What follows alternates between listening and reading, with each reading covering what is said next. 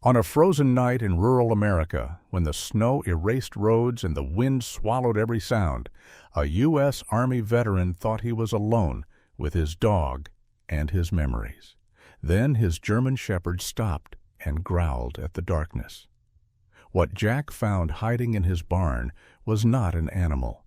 It was a wounded woman, bleeding, terrified, and running from something far more dangerous than the storm outside. He didn't know her name. He didn't know who was hunting her. But his dog did something that night it had never done before. It chose her.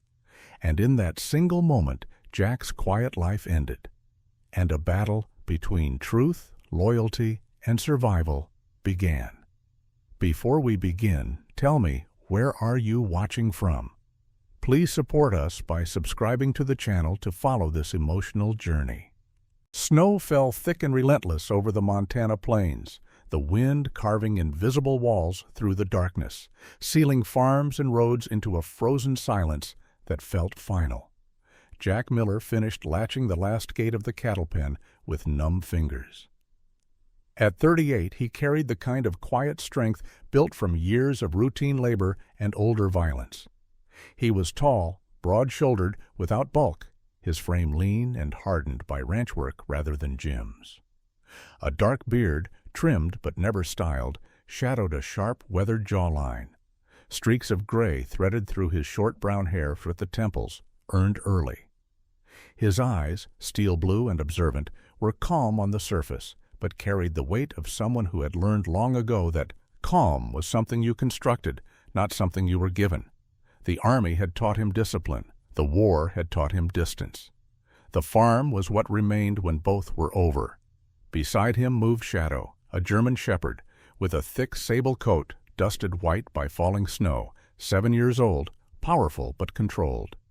His ears stayed alert even at rest, his posture deliberate, the stance of a dog trained not merely to guard, but to read human fracture lines. Shadow had not been trained to attack. He had been trained to anchor.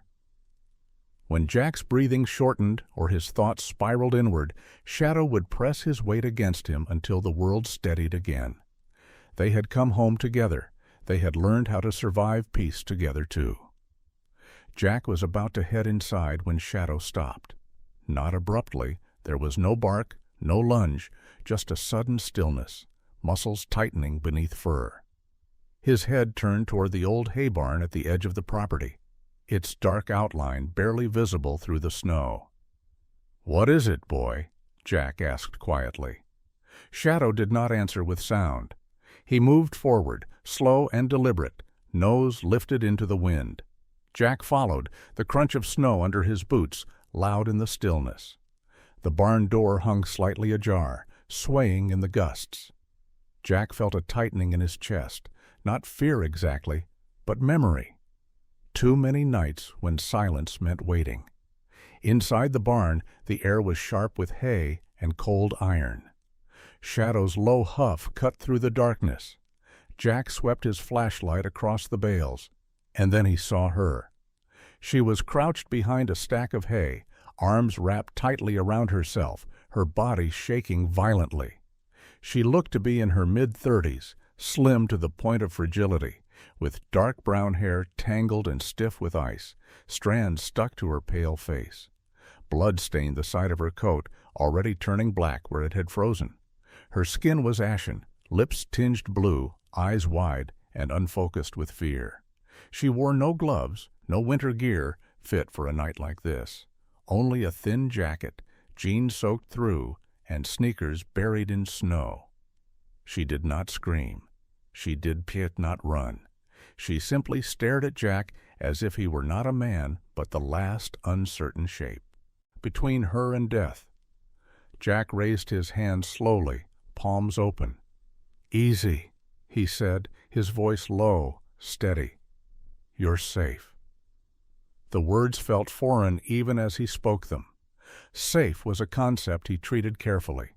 Shadow stepped forward, then stopped. He did not bare his teeth. He did not bark.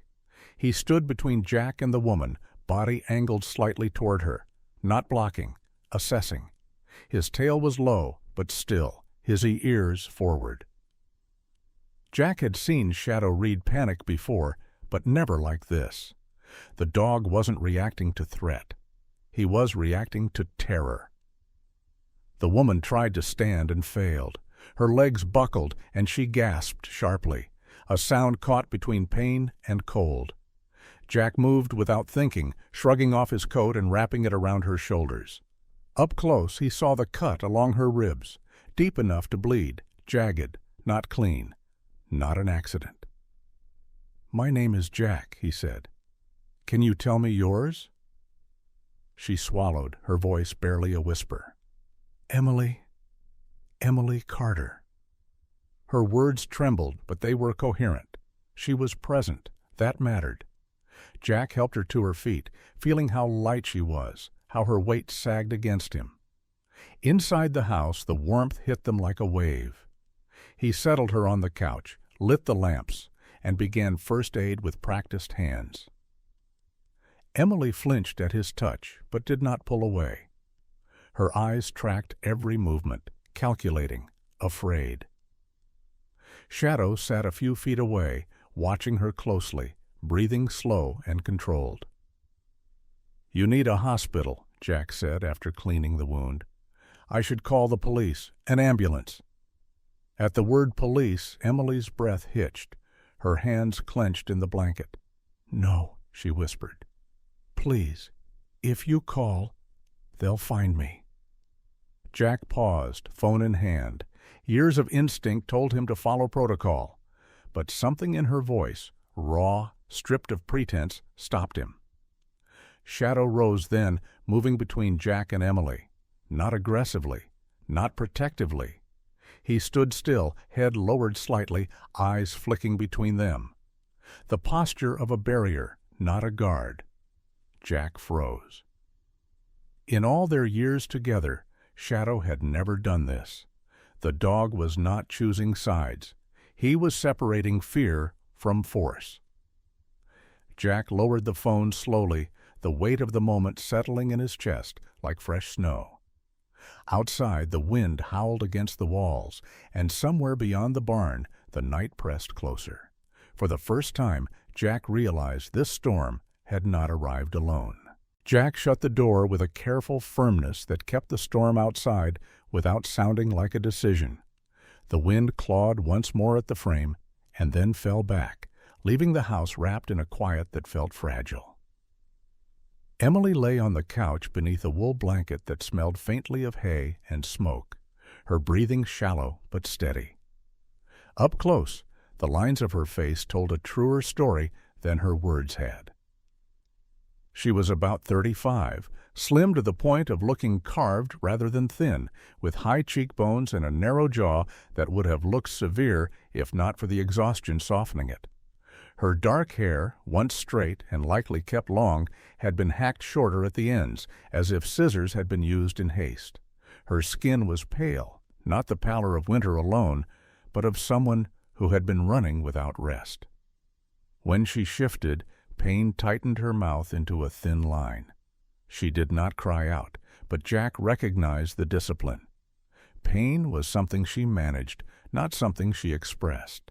He worked quietly, cleaning the wound again by lamplight. The cut along her ribs had been hidden by blood and fabric before. Now it showed its shape, ragged, angled, not deep enough to kill her outright, but bad enough to bleed her dry if untreated. It was not the clean slice of an accident.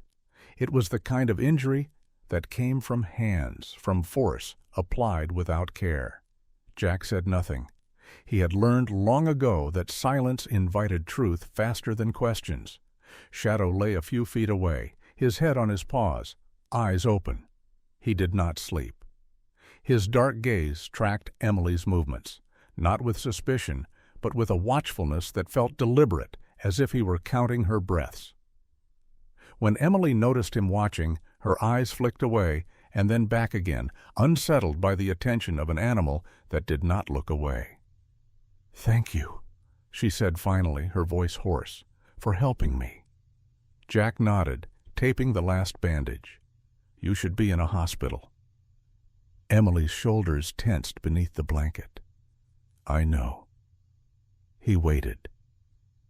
Outside, the wind thinned into a distant roar, like surf breaking far away.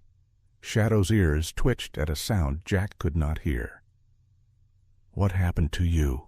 Jack asked, his tone neutral. Emily hesitated, her fingers tightening around the edge of the blanket. "There was a fight. On the road. I ran." Jack studied her hands. They were steady now, too steady for someone claiming panic alone. Her nails were short, clean.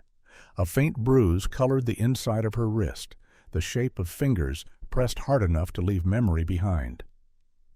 "You don't look like someone who falls into trouble by accident," he said. A flicker of something passed over her face. Anger, maybe, or relief at being seen. "Neither do you." It was not a challenge.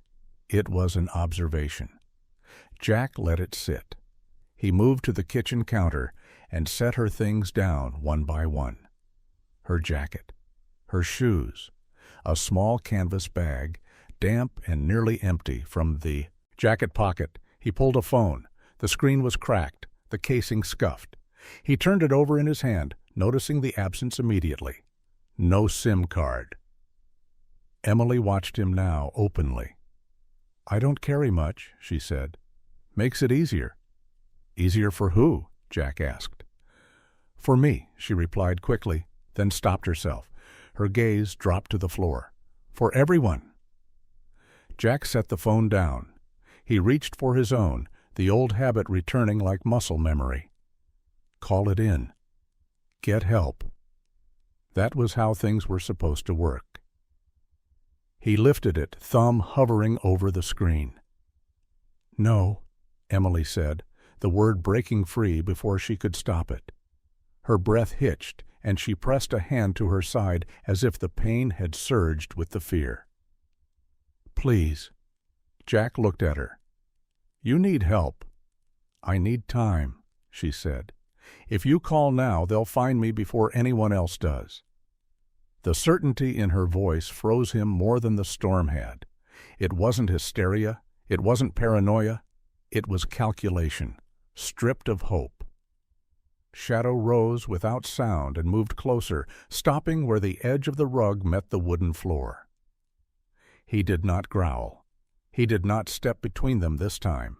He angled his body toward Emily, head low, ears forward, as if listening to something beneath her words. Jack lowered the phone slightly. "Who is they?" Emily swallowed.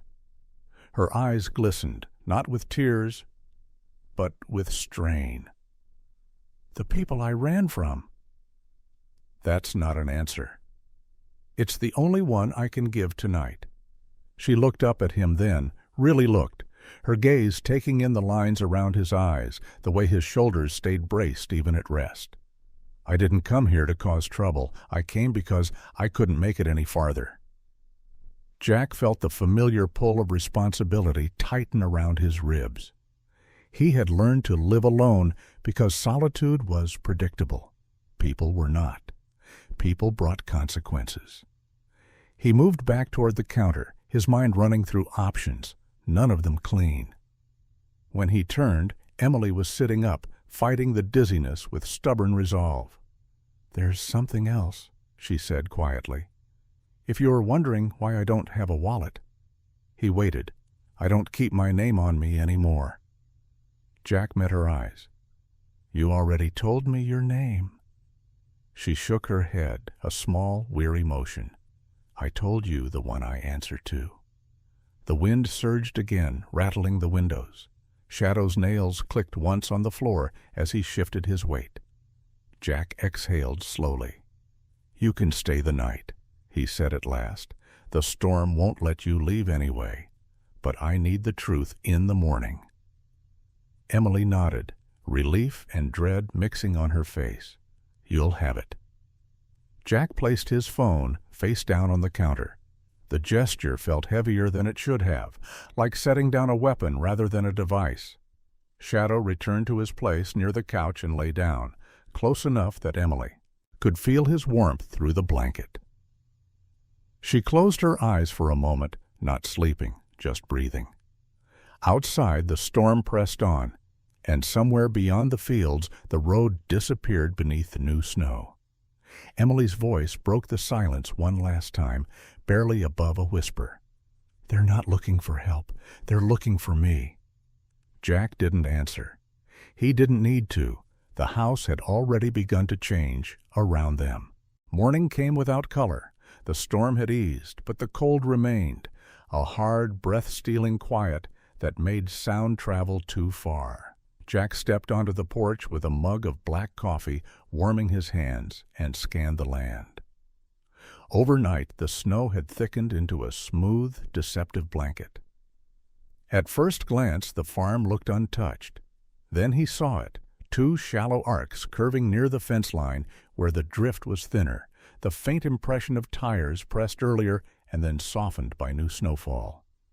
Old tracks, not fresh but deliberate. Someone had come close enough to look, then left before the storm sealed the ground again. Inside, Emily sat rigid at the kitchen table, wrapped in Jack's spare flannel, her posture alert, despite the fatigue that still clung to her. In daylight, she looked steadier, but the tension in her shoulders betrayed her. When the distant hum of an engine reached the house, faint, intermittent, she froze. Her eyes lifted to Jack, wide and calculating, the way a runner's eyes measure distance. "That's them," she whispered. "I told you."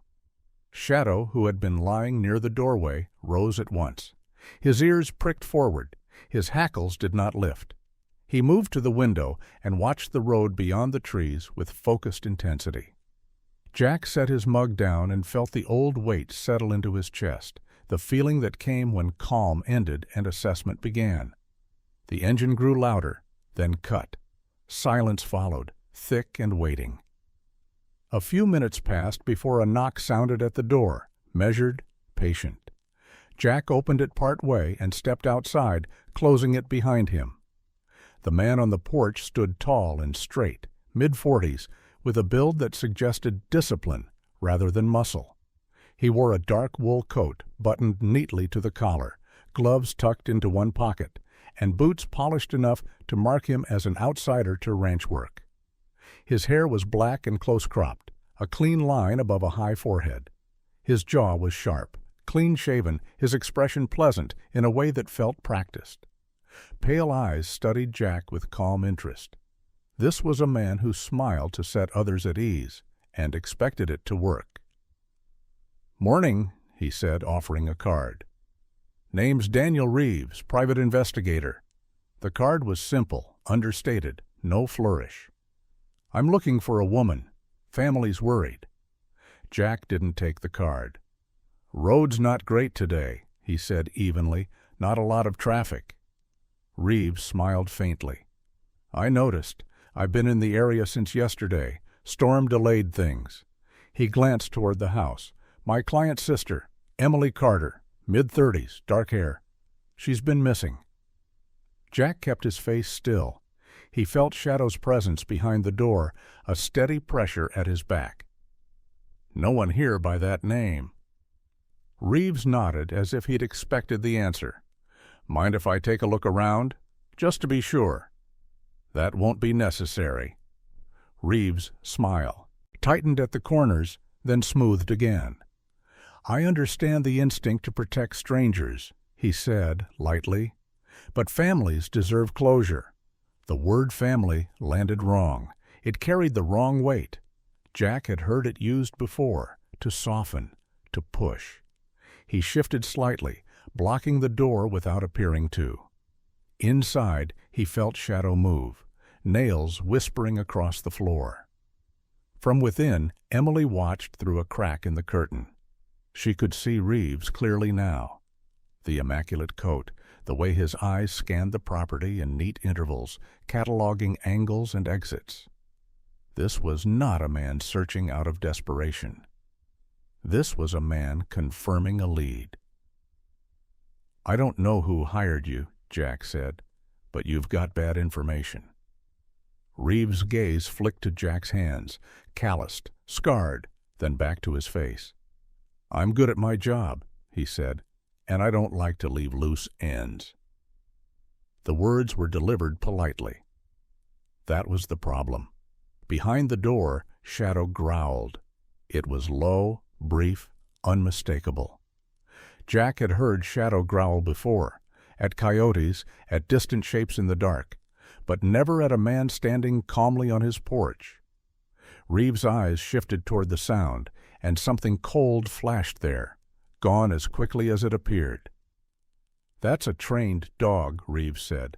"German Shepherd. Military?" Jack didn't answer.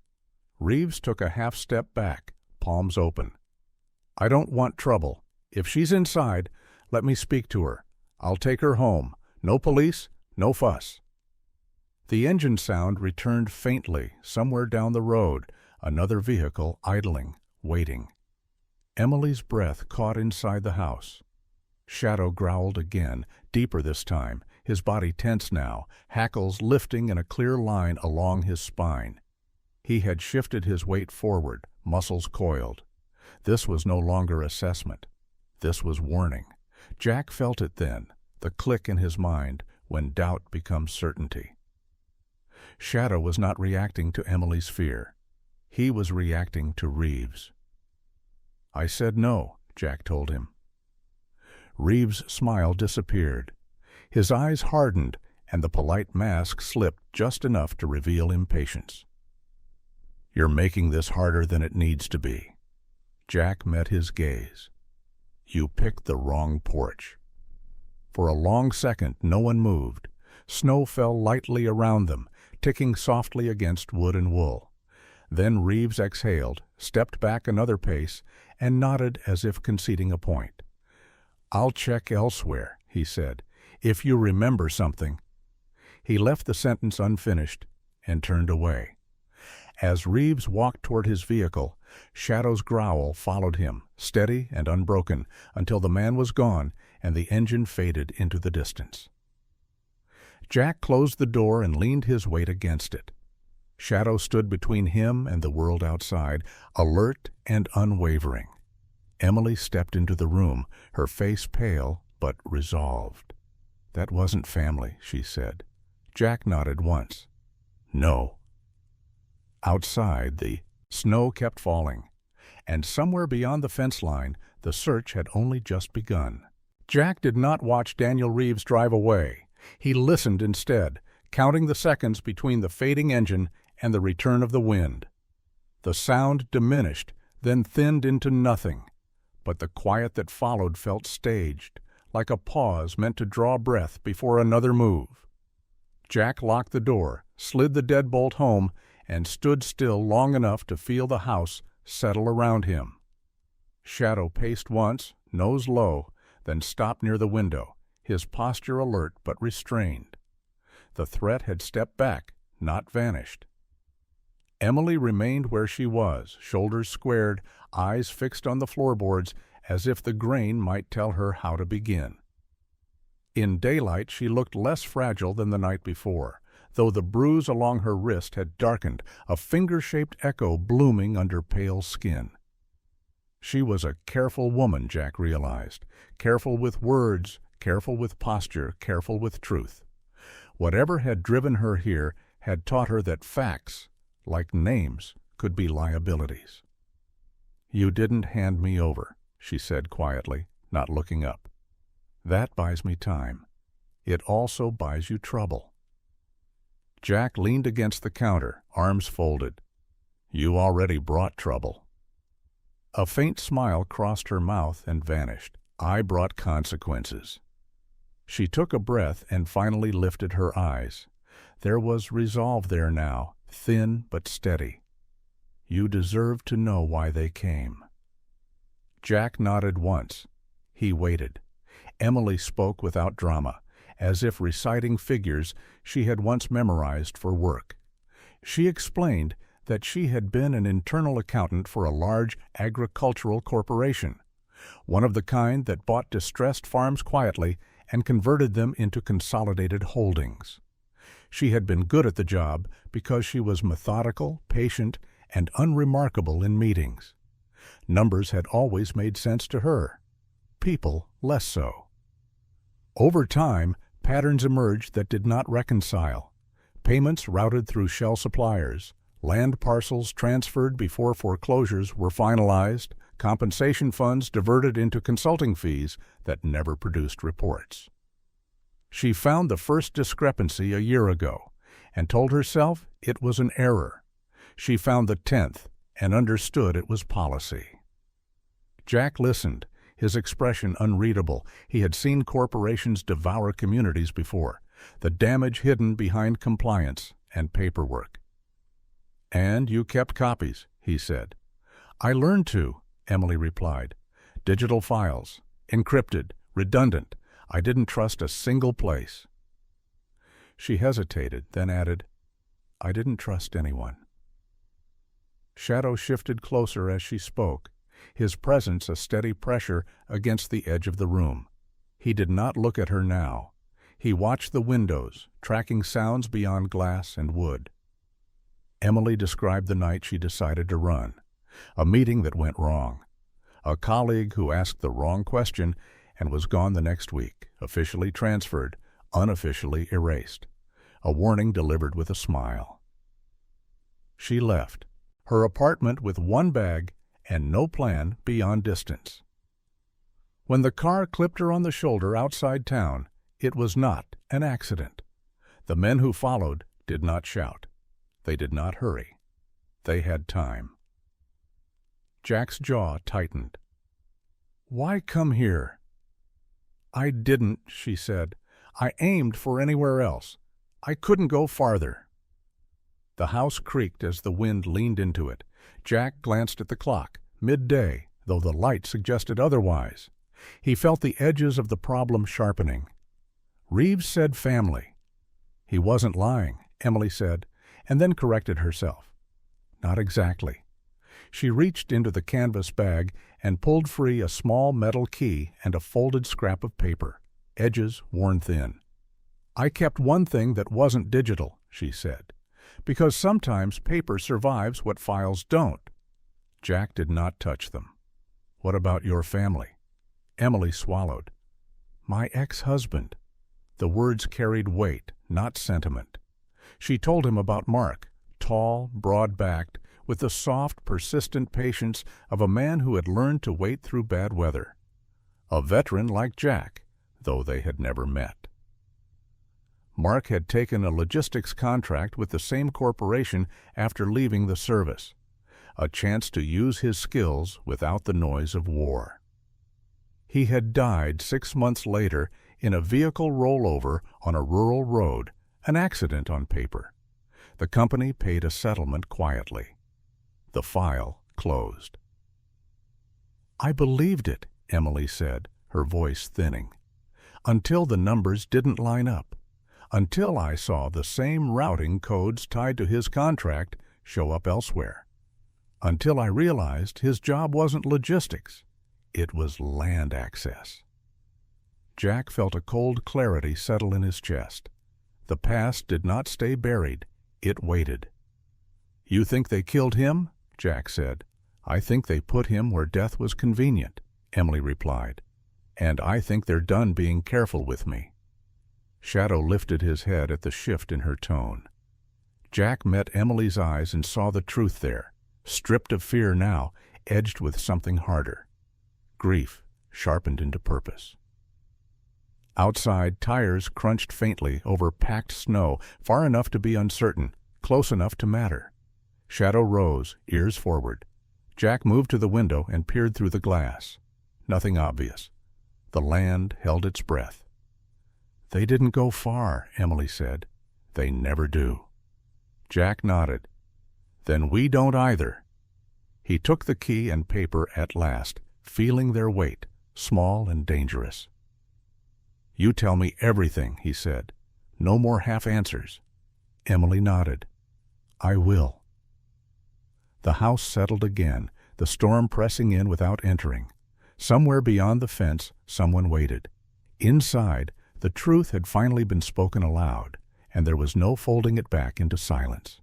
By late afternoon, the light had flattened into a pale sheet, the sky pressing low over the fields as if the land itself were being weighed. Jack spread Emily's papers across the kitchen table, smoothing crease with the edge of his palm. The documents were mostly codes and names, parcel IDs, transfer dates, routing strings. Nothing that would mean much to anyone who hadn't learned to read between lines. Jack read them anyway, slowly, the way he used to read maps before a movement order, letting patterns surface on their own. Then he saw it. A cluster of abbreviations in the margins, logistics flags, contractor initials, staging references, notations that had once lived in his world, not farm supply shorthand, not county clerk language. Military-adjacent codes repurposed, cleaned up just enough to pass inspection. His jaw tightened. He traced a finger along one column and felt the old memory stir, nights counting trucks, days measuring routes, not for harvest, but for access. "These aren't random," Jack said. Emily stood near the sink, one hand braced on the counter. In the clearer light, she looked steadier but older than her years, the strain etched around her eyes. "They never are." Jack turned a page. A contractor name caught his attention. An alias, thinly disguised. He remembered the man behind it, tall, raw-boned, a former platoon mate who'd learned the hard way that peace didn't need you unless it could use you.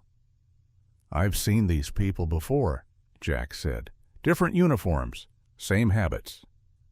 Emily's shoulders sagged a fraction, as if the confirmation carried both relief and dread. "Then you understand why they don't want daylight on this." Outside, the wind rose again, lifting loose snow into brief, white curtains. Shadow paced, nails clicking once, then stopped near the back window. His ears tipped forward. Jack followed his gaze and saw movement at the fence line, dark shapes where none should be. A vehicle idled beyond the trees, engine low. Another answered farther off, the sound swallowed and returned by the wind. "They're back," Emily said softly. Jack folded the papers and slid them into a weatherproof sleeve. He moved with economy now, the ranch hands calm, overlaid with something older. He checked the doors, the windows, the generator. The house was solid, but it wasn't a bunker. He grabbed his old field jacket from the hook, the one he wore only when the temperature dipped hard enough to justify memory. "Stay here," he told Emily. "If it gets loud, keep low." She met his eyes. "I won't run." "I didn't ask you to," he replied. Shadow shadowed him to the mudroom. The dog's posture had changed, still controlled, but taut, like a cable under load. 7 years old, scarred at the ear from a training accident long ago, Shadow carried himself with the quiet certainty of a dog who knew his job. Jack clipped a short lead to the collar, not to restrain, but to communicate. A language built on pressure and release. The first truck crested the rise near the north field, headlights dimmed. A second stopped short of the barn. Men moved in the drifting snow, faces obscured, clothing practical and dark. They weren't in a hurry. They didn't need to be. Jack took position near the corner of the house, the barn at his flank, the open ground ahead. He used the land the way he always had, angles, cover, distance. The storm did some of the work for him, turning sound unreliable, sight worse. A voice carried through the wind, calm and amplified just enough to travel. "Jack Miller, we don't want this messy." Jack didn't answer. The men advanced in pairs, cautious now. One slipped on ice and caught himself, swearing softly. Another raised a hand signal, professional, understated. Jack felt the familiar narrowing of focus, the way everything extraneous fell away. Shadow stiffened, then surged forward a step, growling deep. Jack checked him with a touch, guiding, not stopping.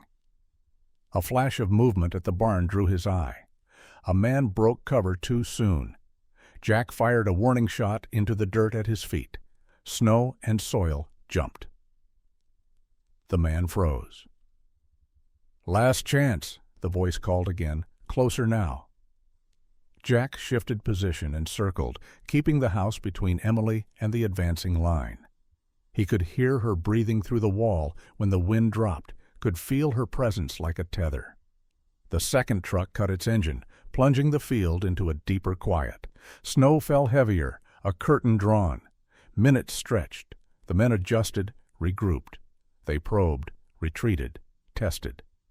Jack answered with distance and uncertainty, never revealing his numbers. Shadow's growl rose and fell as the shapes moved, a low radar marking intent. Then Jack saw it, the marker post half buried near the old fence, the survey tag he'd ignored for years because it had never mattered. He remembered his father's stubborn refusal to sell, the quiet visits from men with friendly smiles and neat boots. He looked again at Emily's papers and felt the click of alignment. This land wasn't incidental. It was central. Jack pulled back, retreating toward the house under cover of drifting snow. He locked eyes with the men one last time and understood the play. They hadn't come because Emily was here. They had come because she had come here. Inside, he bolted the door and leaned his weight against it. Emily stood in the hallway, pale but steady. "They're not just after you," he said. "They've been circling this place for years." She nodded slowly. "Because of the roots." "And the access," Jack finished, "and the quiet." The wind howled, rattling the windows. Outside, engines idled again, patient. Jack felt the ground beneath his boots, the ground his father had broken, the ground that had taught him endurance, and knew the truth settle fully into place. He hadn't stepped into this by accident. He had been, standing on it all along. The first shot cracked the night like a board snapping in the cold. Snow burst from the hayloft door and rained down in brittle shards.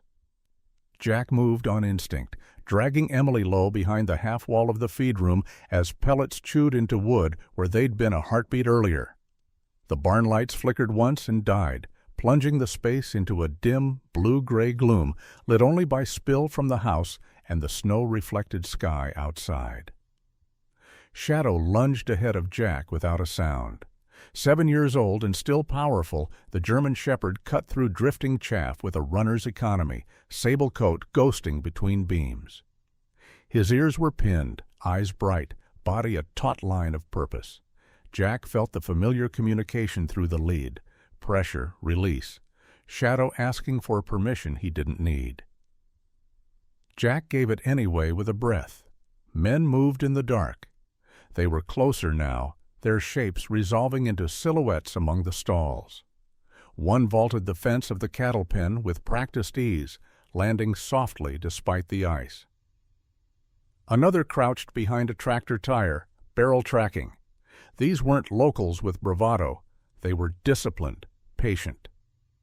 Jack felt anger flare and settle into focus. He shifted position, keeping the feed bins between the intruders and Emily. A figure rushed the hayloft ladder too quickly, boots slipping. Jack fired low, forcing him back. The sound echoed and folded into the storm. Shadow circled wide, drawing attention with movement without committing, hurting the men's eyes where Jack wanted them. A shout rang out, orders clipped, controlled. A second figure appeared at the far end of the barn, flanking. Jack pivoted, heart pounding, and in that split second a muzzle flashed where he hadn't expected it. The crack was sharp, too close. Shadow took the impact meant for Jack.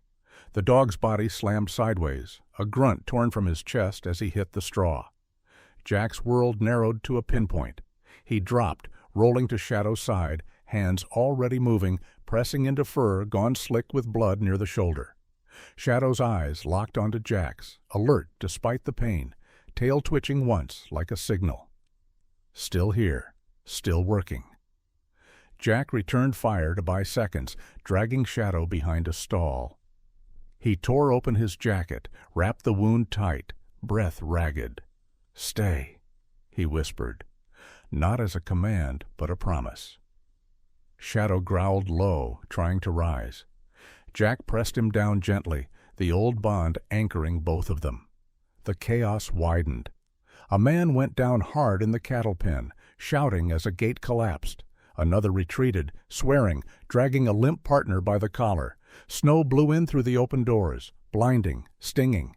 Emily watched from the shadows, fear fighting resolve on her face. She saw an opening then, a side door thrown wide, the path clear for a dozen steps into white nothing. She could run. She knew how. She took 3 steps and stopped. The barn roared with sound and motion. Behind her, but another noise cut through it, the low, insistent breathing of Shadow as he tried again to stand. Emily looked back at Jack, his hands red, his jaw clenched, the way he had put himself between her and everything else without asking for a reason beyond the right one. She thought of Mark, tall, patient Mark, standing in a doorway once, weighing whether to leave a job that paid well against a feeling he couldn't name. She had told him to be careful. She had believed care would be enough.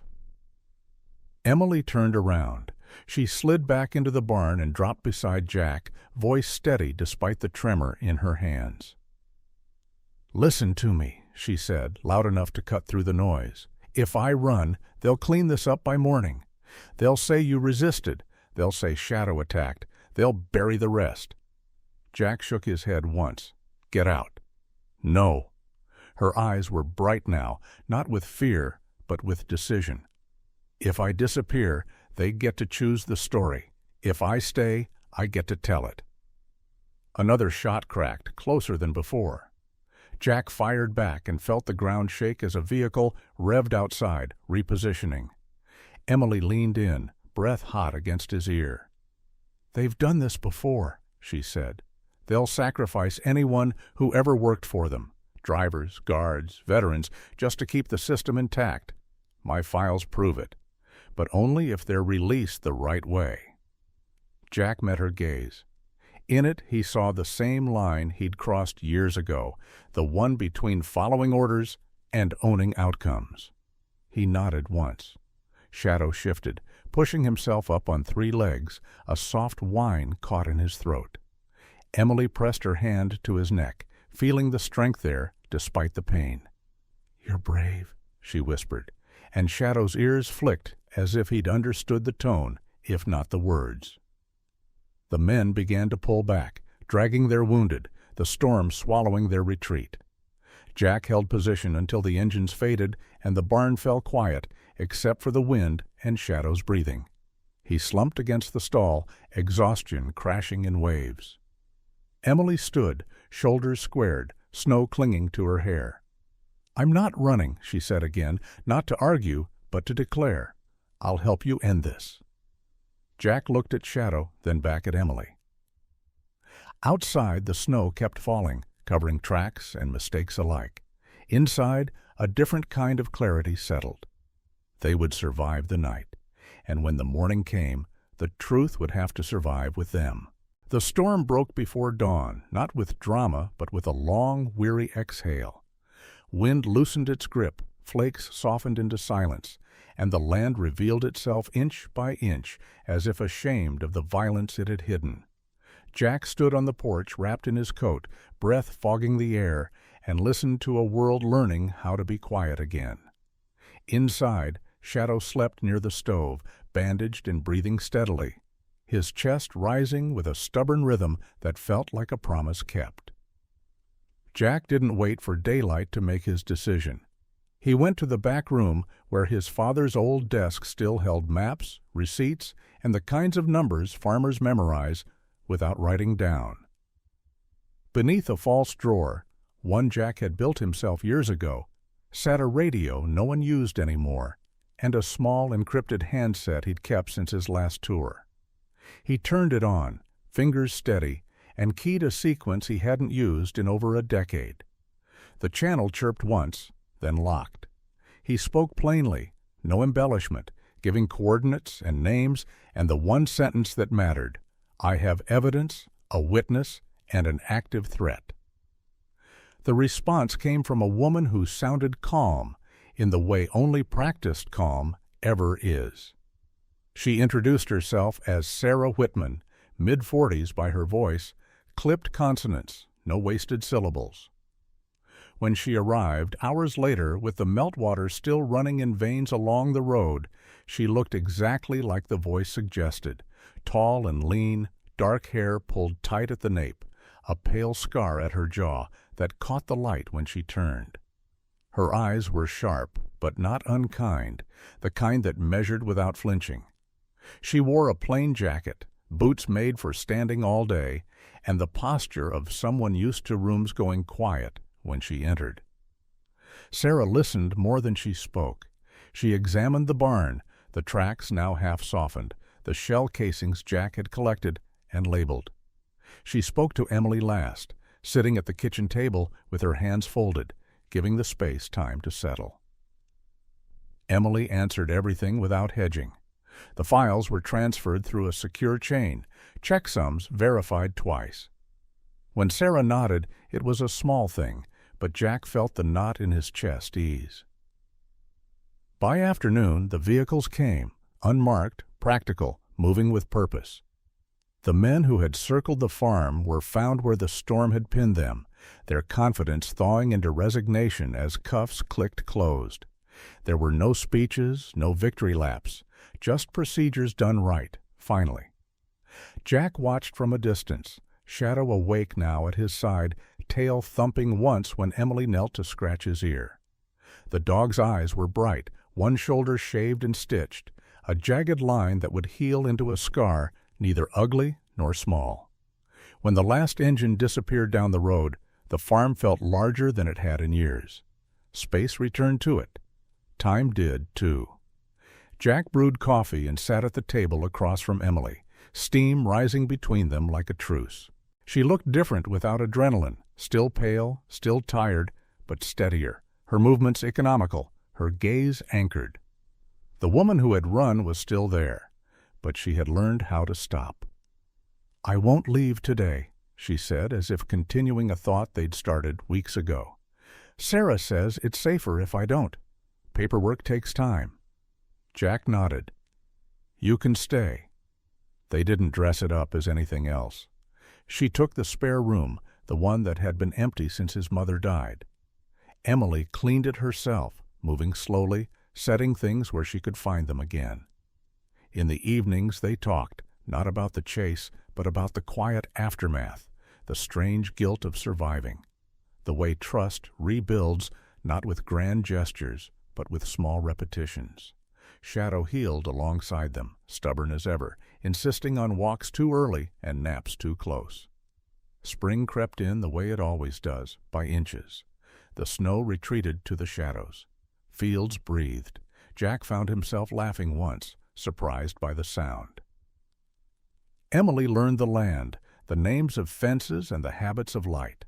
When Sarah called to say the case was moving forward, that protections were in place, Emily thanked her and hung up without shaking. On a clear morning, Jack watched Shadow run across the thawed grass, the scar on his shoulder catching the sun. It wasn't a mark of damage.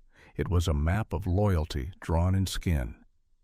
Jack felt something loosen in him then, something he hadn't known was still tight. He was home, not because the danger was gone, but because he'd chosen what to do when it arrived. Emily stepped onto the porch beside him, mug in hand. "I'll go," she said softly. "Eventually." Jack smiled, slow and real. No rush. The land didn't take sides. It held whoever stood on it long enough, and as the snow melted for good, the farm became what it had always tried to be, a place where wounds closed, truths stayed spoken, and the people left behind found a way to keep going. Some miracles do not arrive as blinding light or thunder from the heavens. They come quietly, wrapped in ordinary choices made in the darkest moments. On that frozen night, there were no angels in the sky, only a broken man, a hunted woman, and a loyal dog standing between violence and life.